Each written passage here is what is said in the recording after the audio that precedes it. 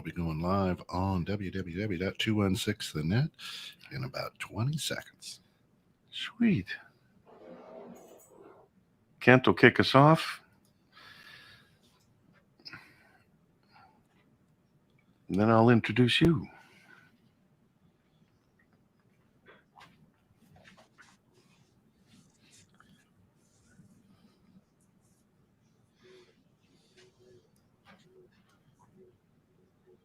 I like that you were. How far away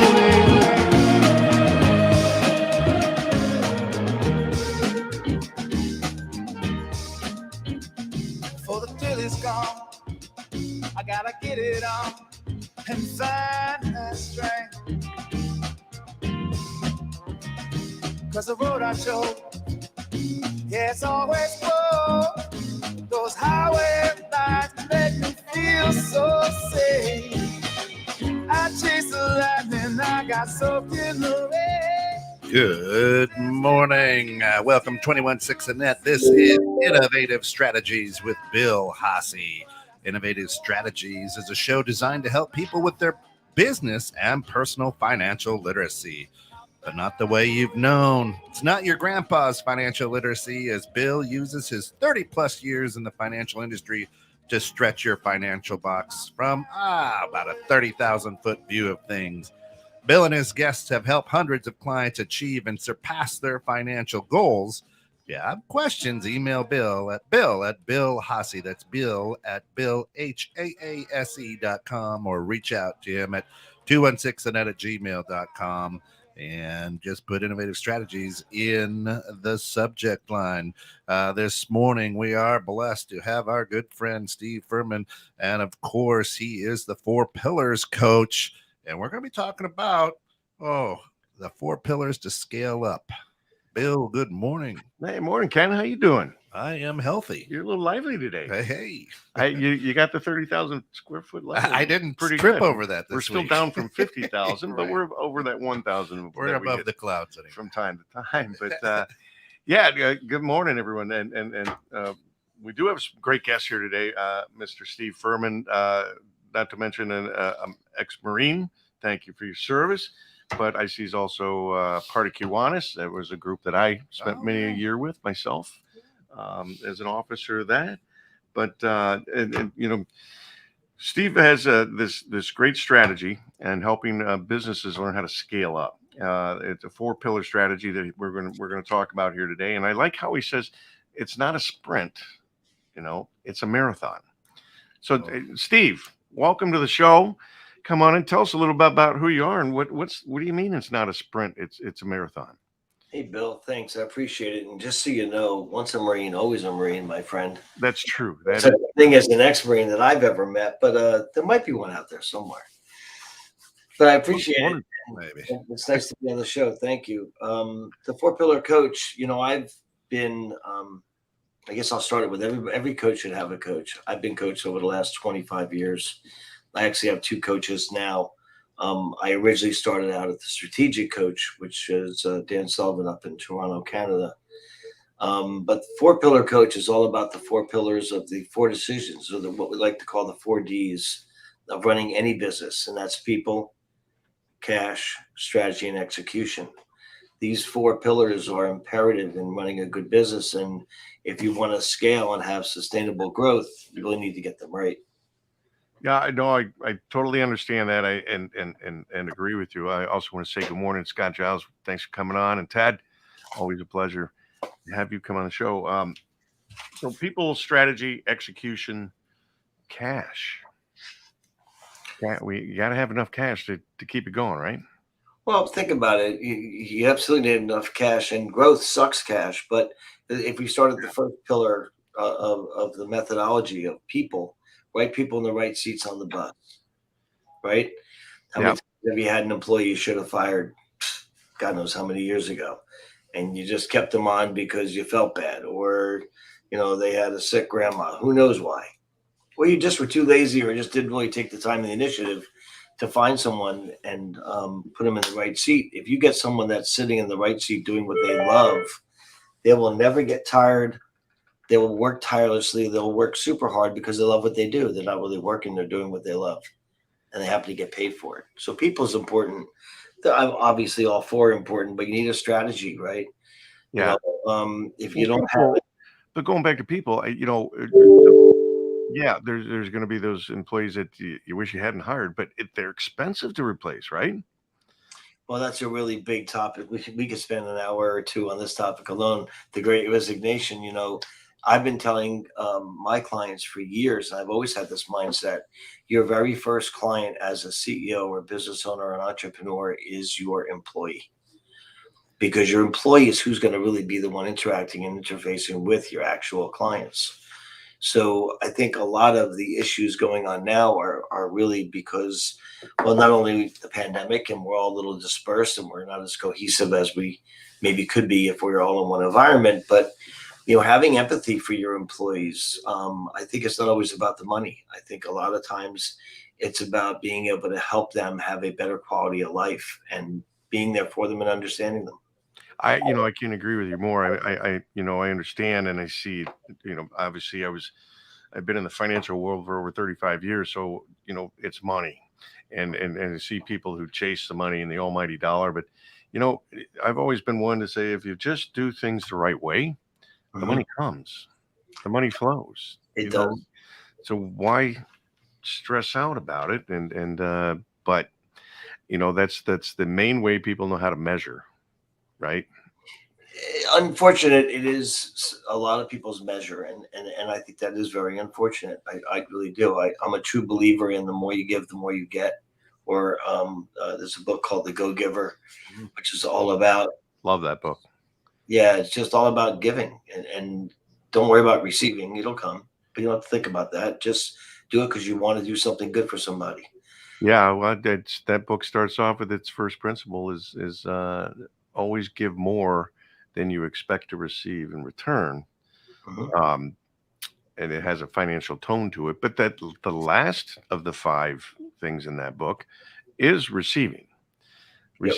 Receivability. It's be open to receiving when you're putting your hand out to give to somebody. Don't forget that your hand is out there and it also can receive something back in. But that's an amazing book. I always love when people bring that up. Yeah. Cool. But Absolutely. So people, I think, is more important, but it's these days, especially with the pandemic. I come from a 40-year tech background of building, running, and selling tech companies, and I kind of knew this was coming. This whole remote work environment was coming because I was doing it back in 2010.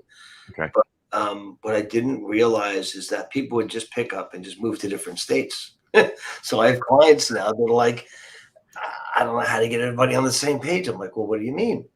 Well, I got Sally's in Virginia and John's moved out to Pennsylvania, and it's really hard having just a hug fest meeting, you know, right. being online, and there's a lot lost there. And I think it's the innovative CEOs and business owners that are creative, that find ways to, maybe you spend a couple $1,000s and fly everybody to an event or fly everybody in. I had one client that's in Weehawken, New Jersey, which is just outside of New York City. Hmm. And they literally had an all hands on deck meeting because they're trying to figure out how to get everyone to come back to the office, at least in a hybrid fashion. Right. Okay. They actually flew everybody in from California, from all over the country, Texas, you name it. And while it cost them a little bit of cash to do that, the energy in that room, I was there because I did some training for them, but the energy in that room, just having the people back, we're humans. We got to touch and connect. That's just who we are. Yeah, I don't think there's any substitute for getting together in person and whatnot. But it's still, there's a lot of folks, like I was pointing out the other day, prior to the pandemic, 1 in 67 job openings that were out there being offered out were work from home, and now it's 1 out of 7. Hmm. I mean, it's really shrunken down quite a bit, and I can tell you, both my children are in the job hunt world, and they'll only work from home. Sure. Yeah, it's definitely a new world. I have two young, well, they're not young anymore, I guess, 24 and 27. They're still young compared to me. They'll always be my kids, but they're both. My youngest one works for GQ magazine, and she's a social media designer for them. and they told her, you stay home, work from home. And she's like, why would I ever go back to the office? And my older daughter, kind of the same thing, except she's got a hybrid schedule of 2 days in and 3 days off. Yeah. They're expecting that, the business owners are going to just accept what they're told they're going to accept. And it's got to be a fair mix, I think. I think maybe a hybrid makes a lot of sense. I think there's something to be said for that human connectivity of brainstorming together in a room, looking at body actions, how people act, Well, certain industries you are more in person than others, right? Mhm. I mean, so in the banking world, my wife's in the banking world, and she's doing the hybrid work deal where she's going in 2-3 days a week and working from home the other days. And it's a great combination because you save money because you don't have the commute. You save time because you don't have to get up earlier to do that commute. Ironically, in my wife's office, they were told for years that you'll never, ever work from home. It's never going to happen. I'm never going to allow it. Don't even bring it up anymore. We have a pandemic. Come in when you're sick. Everybody works from home. And what happens? They were actually more productive in those 2 years and have done more business in these last 2 years than they were doing prior to that.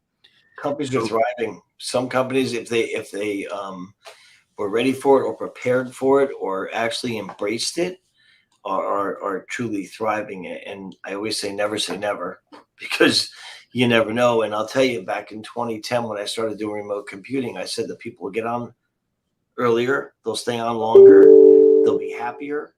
One thing I didn't think about is the fatigue, because I'm working from home. I've always worked from home, short of when I exited my companies. But it'll be Sunday night and I'll go, oh, I forgot to do that thing for that client. And I'll jump in the office real quick and I'll do that. So there's a little bit of fatigue that happens, but yeah, they're absolutely more productive because they can be, and it's convenient. You do have to be careful from that burnout, even working from home. I mean, I've started working from my home in 2006 when I left the trading bits. And I still tell people it took me 1.5 years before I actually got into a decent rhythm, because all of a sudden I say, oh, well, I could just, I need a break. I'll just go do a load of laundry or run to the store and grab something, or, let the dog out. And I could always find an excuse to step away. Until about 1.5 years in, where all of a sudden it was the opposite. Now I'm got so many things to do. I'm writing down notes so that I can check off the boxes and make sure I get it all done. And, you look up and it was dark when you started and it's dark when you're finishing, and like, oopsie. Yeah. Unfortunate, but true. So yeah, you got to find that good work-life balance. There you go. Sally says, a little off topic now because typing, you were talking about the investment and cost of building a business. Plan, do, act is my answer to intelligently investing in the build of your business. A lot of business owners bypass the planning stage, the building of the machine, and just start acting. You have to know how you're doing, what you're doing in order to repeat, scale, and grow. You'll actually save money invested in the long run, investing in having a process of execution within. Oh, Sally, so true. You really need a good, strong foundation. That's why it's 4 pillars: people, strategy, execution, cash. It's not just one pillar. But you really got to have a plan. If you fail to plan, you can plan to fail. I said it before, and I say it all the time, actually. What we do, as I think any good coach should do, is helping any company, is actually make sure they have a good foundation. And that goes for core values, brand promise. For instance, my brand promise is I have a short pay brand promise. If I don't provide value, you pay me what you think is fair, or don't pay me at all. You have other brand promises like Domino's, 30-minute delivery or it's free. Southwest Airlines, wheels up. They're going to promise that more time in the air. Right.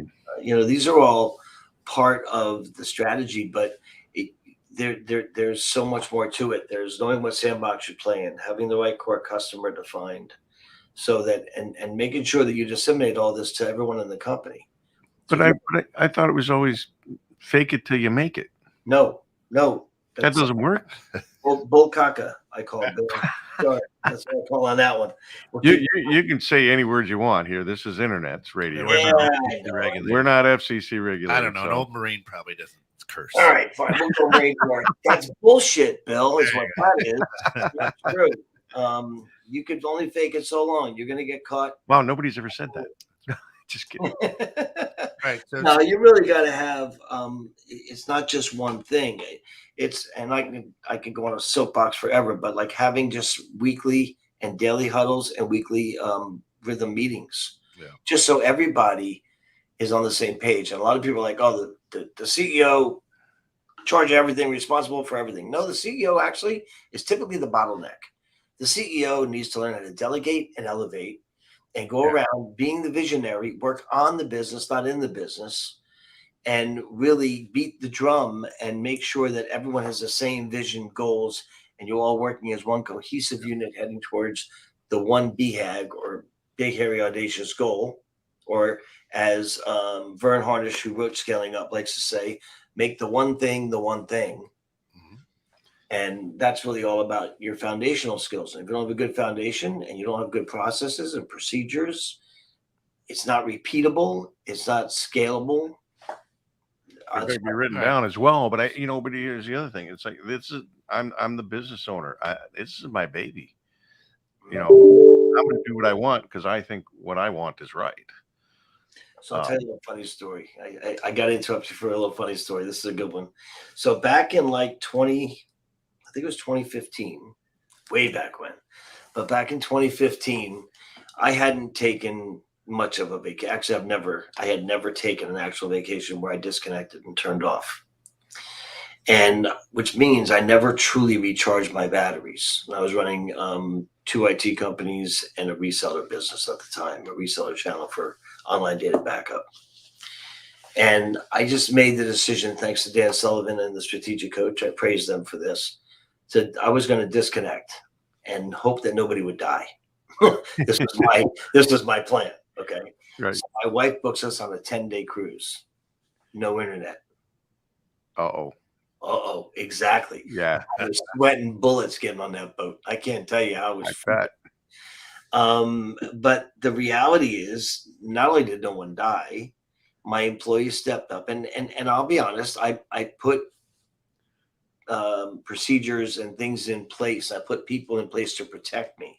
Maria, who was my admin, she read all my emails and could answer them.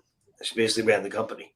While I was gone, Rocco, my tech manager, ran all the engineers to make sure all the service and support was being handled.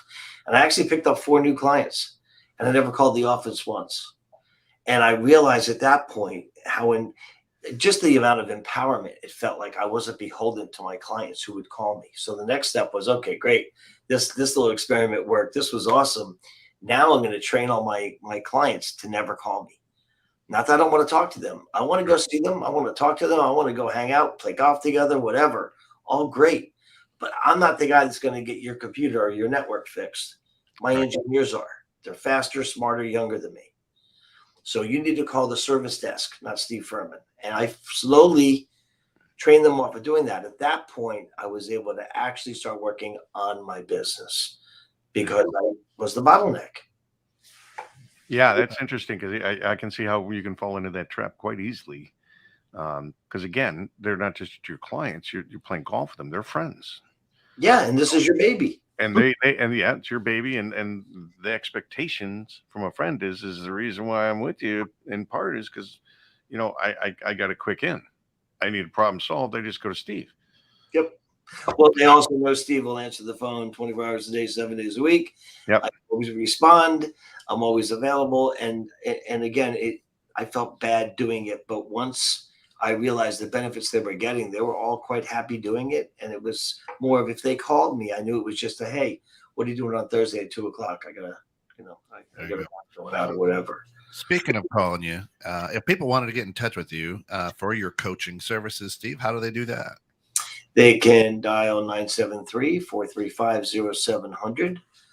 They can always go to fourpillarcoach.com, and you can the number 4 and then Pillar the word pillarcoach.com. Yeah.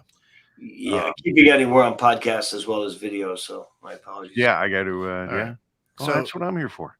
So I'm gonna pull up these 4 pillars. So a listener is asking, pillars are sturdy things that hold things up. Yet it seems that 2 of the pillars are out of your control: the people and the cash.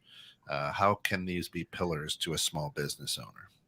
Well, I don't believe that the people are out of your control. I mean, you can never totally control them, but you can do a lot of things to help in the control of the employees by having empathy, like being considerate of their situation. Thinking of them first. It's kind of like, Bill, you and I were talking about the cash comes, right? The Yeah. go-giver, and cash will just follow. Well, if you treat your employees properly and with empathy and respect, and make sure that their voice matters, you'd be surprised how quick, I hate to use the term, they die for you, but they'd fall into sweat for you, because they're now a part of something bigger, something greater, part of the team. And if you don't have the right people in the right seats on the bus, then they're not going to get that, and then you probably should be looking for the right people. Yeah, no, I totally agree with you. That's leadership skills, which are important, that I think aren't really taken into consideration. Well, yeah, but in today's society, we have professional interviewers. I look good, smell good. I'll answer all your questions the right way, and I show up and I'm a piece of crap. Yeah.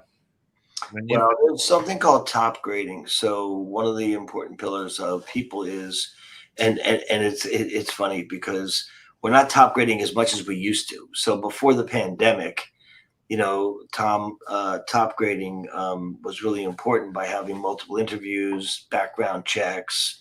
I believe in Colby or DISC testing, so it's modus operandi testing, to find out what type of person they are, how they function, how they consume information, how they extrapolate things, and those tools help in getting the right person for the job.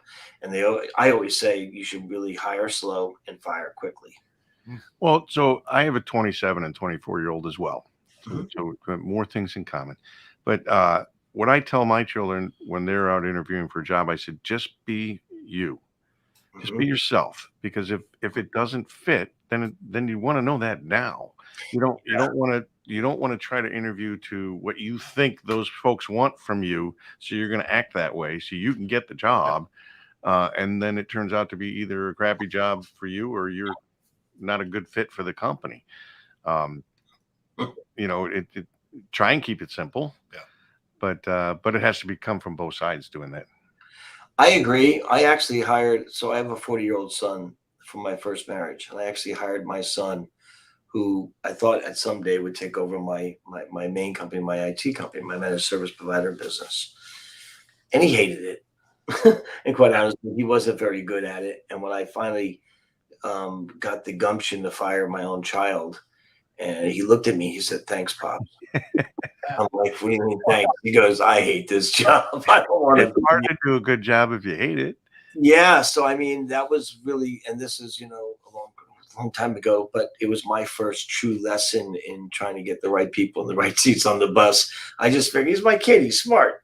He's got a great IQ. He'll be good at it. And he'll like it, or he'll want to do it.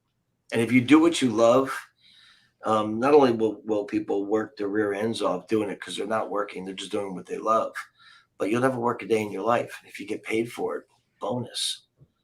It's funny because there was a time where I said, yeah, that's a lot easier said than done, but it actually isn't as hard to get done if you put the effort in. To understand, first of all, what your gift is, what you have to share with others, and how does that fit in with what you want to do or what you are doing, or how can I make that shift, so that I do enjoy, because there's no question people who enjoy what they do a much better job. Oh, absolutely. And go back to what Sally had stated, that if you have a good process in place where you have a good description, a job description, and it's all written out and defined, and don't waver, and it absolutely unequivocally should match up with your core values as a company. If that person doesn't meet the core values of the company and the culture of the company, is doomed for failure. I don't care how good they could or couldn't be at that job. Well, I can tell you, my son, he was interviewing, got a new job last year, but what he interviewed for and what he wound up showing up to the office to do were two different things. Okay. The company basically did a little bait and switch on him. And there were 4 people that were hired, and he was the only one that stayed. The other 3 got up and left within a few days or a week. And he stayed because that's who he is. He's like, okay, it's still a job, and I need to have it until I find another one. I'm going to stay and stick with it, even though I was misled. Mm-hmm. And then I've heard of other stories similar to that. So, the value of creating that job description and tying it to the core values of the business. I love that. That's very important. Well, and the culture, but think about what it costs to go through the whole process of paying for Indeed or Monster or whatever. So you have a little bit of cost in the service, or God forbid you hire a recruiter at 20 or 25% of their first year salary now, maybe up to 30% because people are dying to find employees. But think about the cost. It's kind of, you've heard this joke, and it's probably not DEI compliant now, but it's cheaper to keep her. It's cheaper to get and keep a good employee than it is to go out and find new ones. So you're better off taking the extra time, making sure that you, again, foundational work. I love to go back to Sally's statement because it's so true. Have a good foundation for what you're looking for, what the requirements are, what their skill set needs to be, and hire the right person for that position. And don't just take anybody. If you need to fill a seat for a while, fine, get a temp, whatever. Right. And I know a number of staffing companies right now that they've got plenty of clients.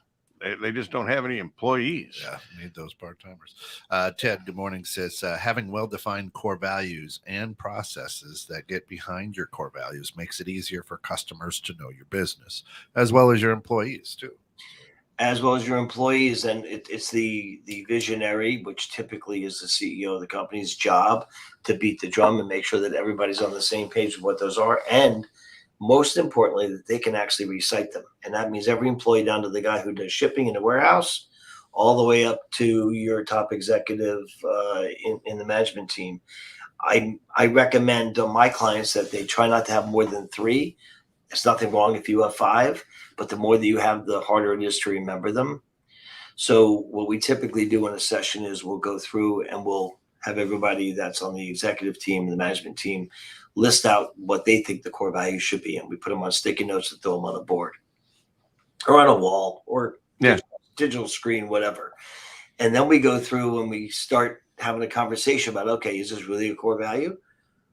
Or is this, more of what we want people to perceive us as? Okay, nope, that one's no good. We scratch that one off. And eventually you refine it down and you just keep whittling it down until you get to what your true core values are for the company and live by them. So let me say this: in the 4 pillars, it's coming across to me that people is the most important pillar. Am I accurate in saying that, or? So how do I preface this?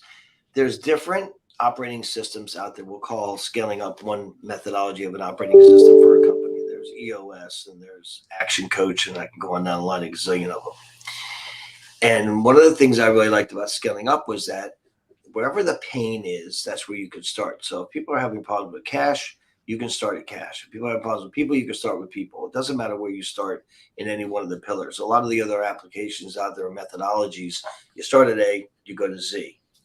People is huge. I would totally agree. But strategy is the hardest to get right.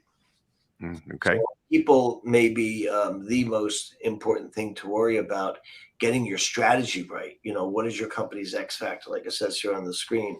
What is your profit per X? What is your brand promise? What sandbox do you play in? Who is your actual right fit core customer? A good example, I was talking to my mentor the other day, and he's like, okay, so tell me, what is your perfect core customer? And so I told him, and he's like, so that means you wouldn't sell to this type of person? I'm like, well, no, I thought I wouldn't coach them or help them, but that's not my core customer. My core customer is mid-market companies, 3+ million in the tech space. That's my core customer. Would I deal with a law firm? Would I deal with a cybersecurity company or anybody? Sure. But that's not my core customer. And knowing that helps you stay on the one thing. That's the main thing, as Vern likes to say, make the main thing your main thing. And that's what everybody should be driving towards, that main thing in the company. And I always thought strategy meant just build it and they will come. Well, that's not how it works, huh? No, I've not seen that work yet. No, I agree with you. It's and this is the whole part about what this show is about here, is trying to help business owners understand what is important and how to get, go from the moment you have a mind itch that says, I think I've got something here, I want to start a business. That's not good enough. Well, I want to go back to what Steve just said, and I think you're heading that direction because it triggered something. Is that a lot of business self-employed people will not necessarily have the right execution in place and they chase the cash. So I like what you said is like, yeah, will I have a conversation with them to see if it's a fit? Maybe. But that's not who my customer is. And a lot of times small business owners go, whoever wants to give me a check, I'm in bed with them. Let's go. Right.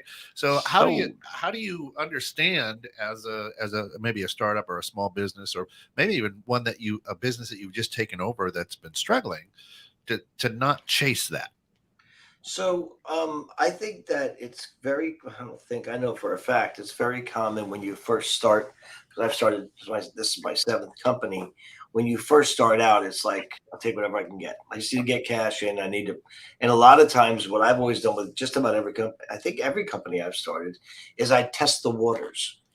So I kind of, before I really launch it, before I really, put it out there and have a domain name and a website and everything else, I'm testing it on people. And I think that there's nothing wrong with doing what I like to call land grab, just to get things rolling and to build the confidence and to get started. But the companies that really do the best and that really truly scale are the ones that actually have a plan and they know exactly who they're going after.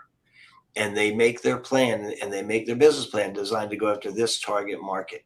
Now, in the perfect world, we'd all have $1 gazillion in the bank. We'd all have or funding, or however you want to look at it, and we can do that. But in reality, 99% of businesses out there are small businesses, and they're bootstrapped.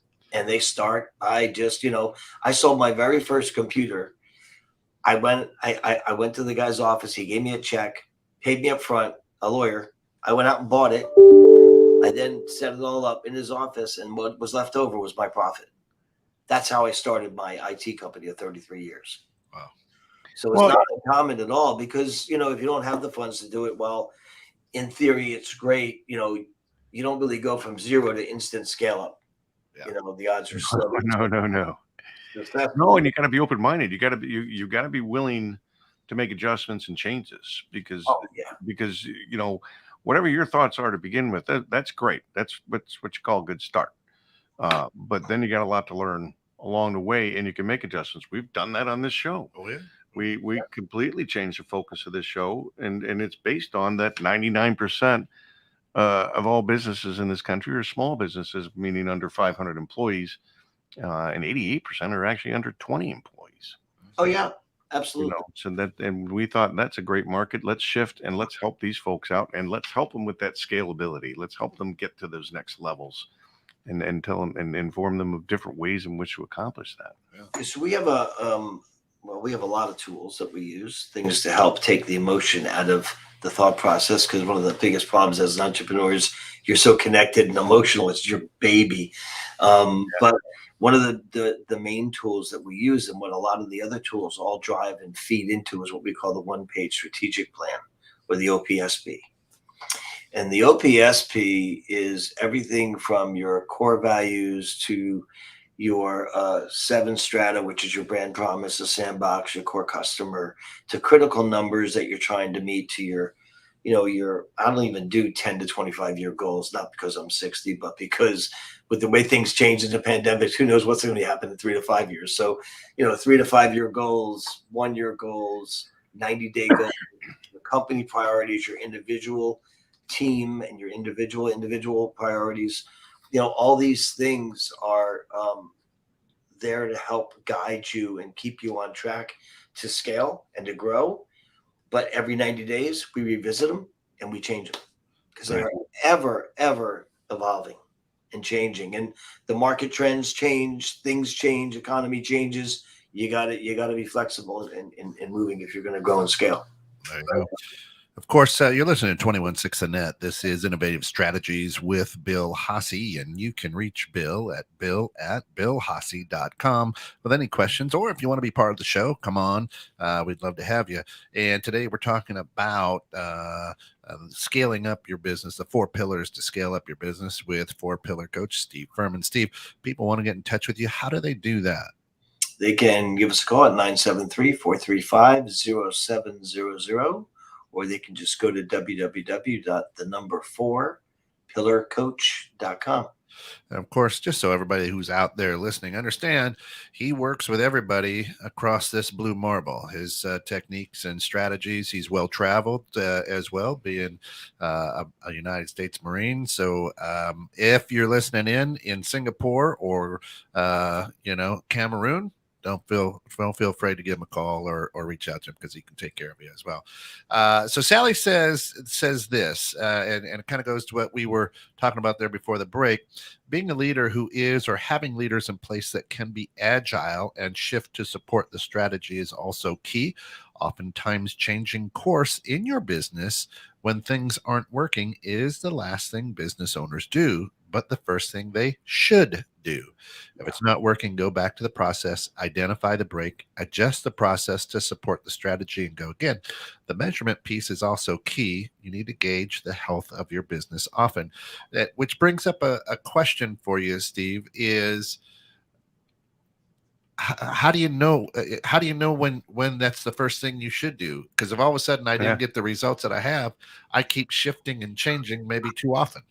Sally, you are the queen of great information, my friend, because the reality is you should have a scoreboard or a metric, a way to, what we call them KPIs, key performance indicators. Yeah.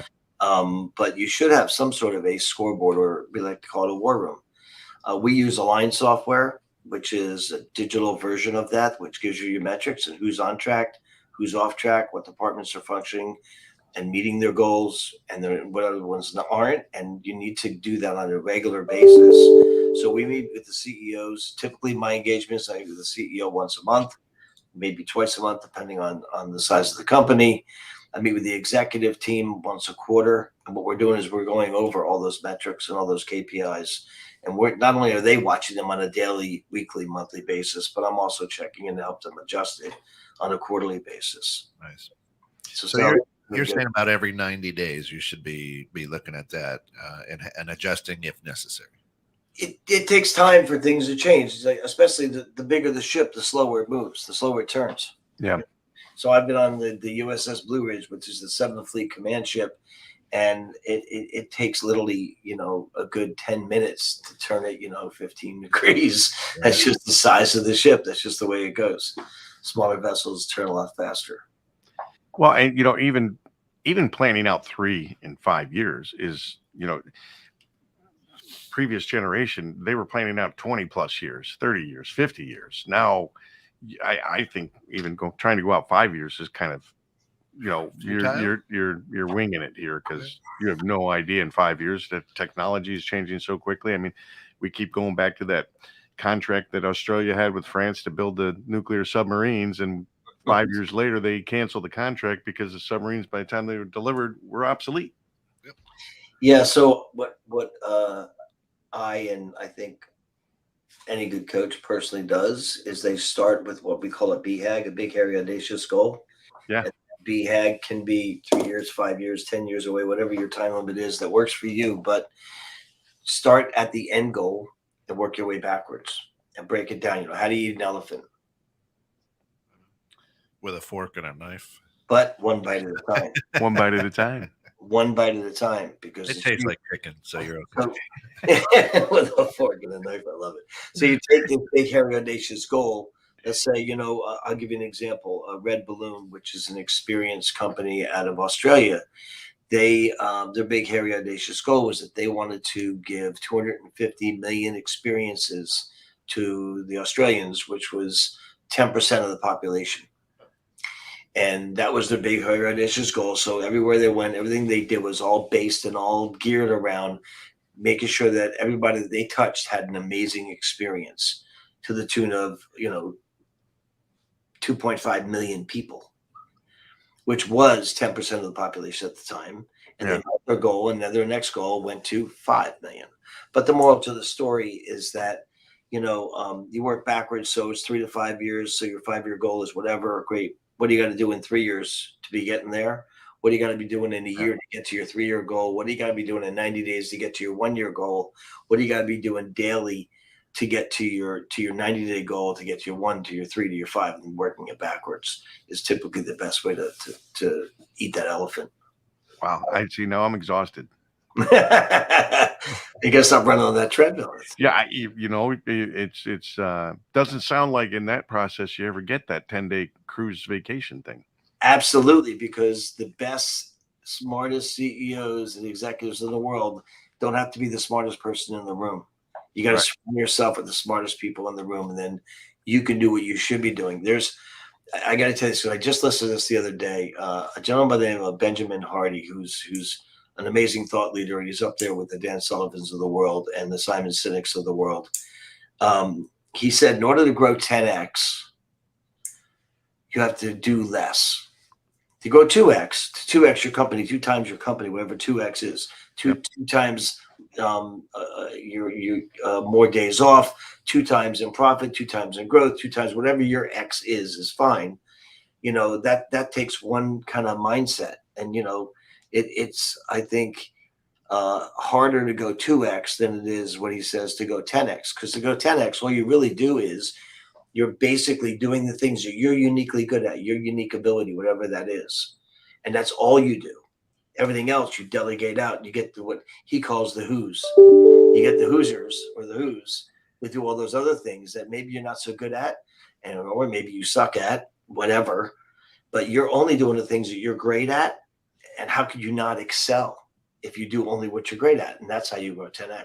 Well, so I'm a business owner. I wear a lot of hats.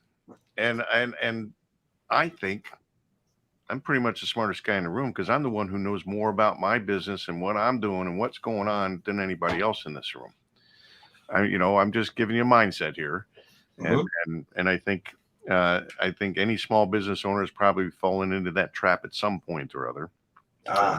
Because we preach a lot on this show about the importance and the value of reaching out to experts in their fields to help you become better and to strengthen your weaknesses, for lack of a better term.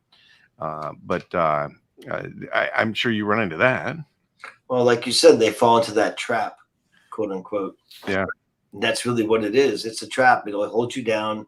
It'll keep you from expanding and growing and scaling your business. In order to gain, you need to let go. And that's been said in a gazillion different movies and, explanations of things. But the reality is, it's just like trying to get more clients or trying to grow your business or trying to earn more money. Just go give. Go give, go give, go give, go give. And give because you want to give. The rest will come. And just like running a business, be the visionary. It's your business. Great. Awesome. Yeah. You know probably the best thing for it. And you can probably see what's coming down the pike as a visionary. Awesome. But you don't got to be the one to do the actual work too. Do what you're uniquely good at, and let other people do what they're uniquely good at, and you will grow and prosper like you never thought. Ken's chomping at the bit here. Well, here's the thing, Steve. A good CEO, a good entrepreneur, is involved in a lot of things. So most CEOs that I know own a business and more than one business, right? Bill, you're the same way, right? Yeah. So you own more than one business. So as you're talking about procedures and things like that, and I've got this particular business maybe humming, and now I jump over here. How good are CEOs and what I'll call serial entrepreneurs, good at handling these 4 pillars everywhere they go, or are they just perhaps, I don't want to say lucky because they bust their butt, but Well, we have Joe Rojas on the show that taught us about how to build that machine. Yep. Right from the get-go, build that machine, build that solid base. Yep. And then don't get into the micro managing of it. The minutia. And Joe's a good friend of mine, and I'm actually in one of his thrivers groups. Yeah. And I think he's a very smart man, and he's right. And I said it before, if you surround yourself with the right people that can do all those things that you're not good at, and you protect yourself from the things of the world that suck you back in, then you can do what you are truly good at. And those other people, if you let them do what they're good at, they're going to be happier and they're going to do a better job at it. Like I said, cheaper, smarter, younger, faster. Even if they're not cheaper, if they're just smarter, younger, and faster, let them go. And one last point I'll make on this is I've been saying for years, I can give 100% of my time to do something, right? If I can find somebody that can do 80% as good as the way I can do it, that's 80% of my time I just got back. Boom. That I could do what I'm really, really uniquely good at. And you know what? The 80% is probably good enough. Right. Yeah. Well, that 20% keeps you in the pulse of things, and you can excel, at that much more easily. Because it's not hard for us to get bogged down, run down, burnt out, tired of this and tired of that, and usually, when that happens with me anyway, it's indicative of me maybe going in the wrong direction or getting more and more frustrated with the direction I am going in until I realize, I need to make a change. Yeah. Yep. And that happens to me. That's happened to me my whole life. It's just, boy, you get to that point where you're just so frustrated with life and everything else, and then boom, all of a sudden everything looks clear going forward and what you're going to do and your focus, and you breathe new life.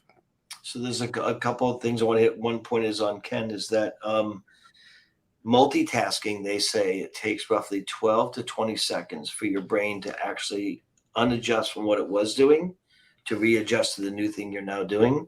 So multitasking is actually truly inefficient, not efficient. You're better off scheduling your time and doing one thing and saying on one thing, only one task. You'll do it a lot better. I know that mornings are the best for me. When I get my most productive stuff done is in the mornings. I schedule and block my time. That's when I want to do my real true thinking, working on my business, my visionary, my thought process, what's coming down the pike, that type of stuff. We were in a networking group yesterday with a gal who had a very interesting comment about multitasking, if I understand correctly. Was it Laura Di Benedetto? Yeah. And what was her comment? There is no such thing as multitasking. There is. Oh, there was one. There is one. The only time you're multitasking is if you have your phone with you and you're taking a shit. That was the only multitasking you could do. And none of us ever do that. None of us. No. But that's another show for another day. Yeah. And the other point I wanted to make, I think, on this quick topic is that there are a lot of people that do run multiple companies. I'm a serial entrepreneur. I have been an entrepreneur since I was doing newspaper routes at like 8-9 years old as a kid. I actually come from a family of entrepreneurs. Out of 6 children, 5 of us have built and run our own companies. And my father was an entrepreneur. I guess where we all got it from. But I learned some valuable lessons over the years. In 1998, I had my IT company for a little over 10 years. And I figured, well, this is great. I'm going to create an internet cafe and build a training center. And it's going to be like a Microsoft certified training center. It's going to be awesome. And people are going to have all my clients come in and I'll train them. And this is going to be great. And, Yogi Berra, who's from Montclair, which is the next town over to Bloomfield, I'll make a sandwich and I'll name it the Yogi Berra, which I had to have him come in and taste it before he'd allow me to put his name on it, which is a whole nother conversation. And, I'm like, this thing's going to be the best. And I built it in 98. It went up in 99 and it went down in 2000 with the .bomb. And I spent roughly $500,000 in building it and getting it up and running. And that really hurt my IT business. It took me years to recuperate from doing that. Now, that doesn't mean that it's not possible to run multiple companies and be successful. I honestly have my 4-pillar coach business, and I'm still a virtual CIO for a few companies. So I'm still doing some work in the tech world because they just won't let me out. But the reality is that I think you'll do a lot better if you focus on the main thing and make that main thing the one thing, and that's what you focus on, the one thing. I think and Scott Giles brings up a good point here too. He was saying it's a blessing and a curse to have multiple businesses, and I can relate to that as I'm in the middle of starting up my third business. Are you cursing or blessing? And yeah, it's right now it's a blessing, but I can see some cursing going on here in the near future. But at least for me, all my businesses are in that financial literacy world, so they're connected. I'm not trying to sell widgets over here, right, and then cars over here and be a realtor on the back end here. So that probably makes a bit of a difference, whereas somebody like Scott, who owns several businesses that are not related, well, it does. The family is all running it. Right. It does. So, for instance, the Internet Cafe was a little bit outside. The Microsoft Training Center was still well within the realm of IT and technology and that stuff. But I also had a couple of the reseller channels. So my online data backup business, I was backing up to the data center, the cloud back in 2003. That was all dealing with managed service providers and dealing with technology. So that wasn't too hard, but it still took time, energy, and effort, different marketing, different branding, different channels of communication, different billing accounts, all of that. There's still all that has to happen. So, if you're lucky enough or blessed enough to be able to build and scale 2 companies at one time, God bless you, you're my idol. I'm not saying it's impossible. It happens all the time, but it is a lot harder than getting your main business up and running and set, scaling. You're now taken out of the picture. Someone else is really doing all the work. All you're doing is overseeing it. A lot easier to now start the next venture. Yeah, great point. And Ted brought up earlier, he was talking about calendars. And getting their calendars together. And Ted, that is something that was challenging and has been challenging for me since 2 years ago. I was still carrying around my little calendar book, weekly calendar book, and writing everything down. And then, each night trying to remember, better go look at what's up tomorrow. What time do I got to get up? Who do I got to see? What hat am I going to wear when I get going? And then that shifted to electronic because we were home all the time. And why not get used to putting everything on the computer you're at all day? Yeah. So I got to that. But then, I'm looking at CRMs and trying to say, okay, I need to get more organized, because it's amazing how much time it can take. We were talking about this before the show this morning about, so many people have these, here, click on my calendar, and go, it's like, hey, let's get together. Okay, well, go click on my calendar and see what time I have available. It's like, well, I have you on the phone right now. Right. Yeah. Pull your damn calendar up. Let's get it together and let's get it going on, because if you're going to make me go find your calendar, see ya. Right. Yeah, no, I agree. If I'm on the phone with somebody, I'll just schedule it. But I do use Calendly because, quite honestly, I'm an overachiever. I overwork myself. So if I try to send people to my Calendly mainly to save myself from myself. Yeah, I'm my worst enemy because I want to help. I love to help people. My why, I'm saying why is I love to help people. Yeah. And sometimes I gotta learn to say no. You gotta go here, and that's what's available. And Bill, you're old guy. I mean, the times are changing, buddy. Well, I did see on the news this morning, they said your brain actually runs at a pretty high level until you turn 60. So I know you're right there, Steve. And I'm feeling good. Stop that, Ken. None of that. I'm already there. Oh, goodness. Hey, Ted says, there are too many hats in a business to have an owner completely run themselves. Having a team of experts that excel in areas you don't recognize, you don't know everything. Businesses that succeed do so because the owners know their limits. But don't tell me how to raise my child. This is my baby, right? We said. So how do you help people break out of that mold of I've got to wear all the hats? Some will, some won't. some do, some don't. So what? And by the way, thank you, Ted, because what you said is 1,000% correct, and I'm a true believer in it. We try, and again, using some of our tools, show them the benefits of what things could be if they were to step away. What does freedom look like? We do an OPPP, which is a one-page personal plan, not the OPSP, just acronyms. It's all about acronyms, really. Right. So just Good acronym. Military guy. I'm just open percentage of strategic. Yeah. So the one page. I don't plagiarism. I don't. Which ironically, I'll give a shameless plug for free. I am giving on March 8th at 1:00 a workshop on the one-page personal plan, but it's all about you as a person and delegation, and what are your plans and your rituals and your what do you want your wealth to look like? How does it all relate to your faith, or the 5 F's: your faith, your family, your friends, your fitness? It's really geared that if you can get your personal life and goals and visions set, it's a lot easier to get your business life goals and visions set. And that's what we're doing. On this show, we do touch both sides, because I totally agree with you. There has to be a balance, and one or the other being out of balance. But as a business owner, you got to go through these trials and tribulations before you learn. Thank you.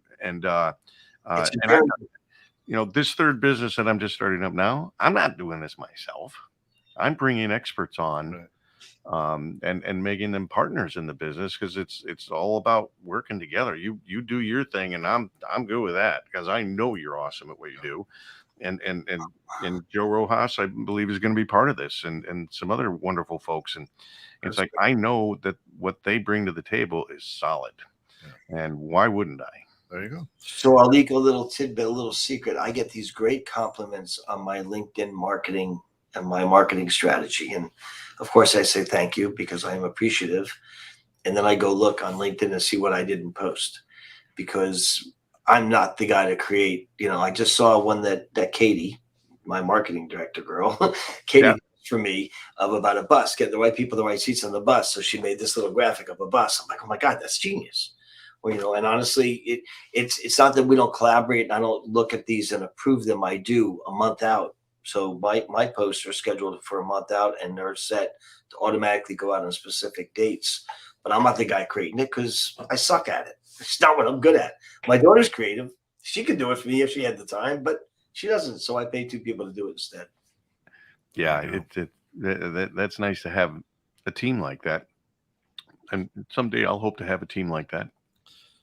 Yeah. But as we're killing the backside of this here, Sally says, another amazing so much value shared in 1 hour. Love this show. Steve, nice meeting you. I'm following you on LinkedIn. I'm excited to continue to learn with you. Have a wonderful day. Thanks, Sally, for tuning in. Of course, Bill, you just threw up there. Didn't throw up, but you put up on the screen. Connect with Steve on LinkedIn, 12 Steve Ferman. LinkedIn there, and you should be able to find him. And just look for the 4-pillar coach. Yep. And you can go on there, and please do go on there and look up that March 8th for the webinar that you can also go to 4pillarcoach.com/events, and all my events are listed on my events page of my website. Okay. Yeah. So you can see what's upcoming, and we're continually adding dates and adding events. So that workshop roundtable is coming, and here's the 2 events that are coming up next. I'm going to do a thing with Lori Cartman on how to find the right business coach for you. I love that too. Yeah. Of course, go out to the number 4 pillar, PILLAR coach.com. Hit the events. You'll see upcoming events right there. We've got it up on screen. But personal plan workshop, if you're down with OPPP, you know me. There you go. Yeah, exactly. Steve, just blessed to have you with us here this week. Any last words of advice for all of the business owners before we jump out? Take the time. I know everyone's in a hurry to try to get to the next sale or to close the next deal, but in order to grow 10x, remember, you got to slow down and do a little less and work more on the business.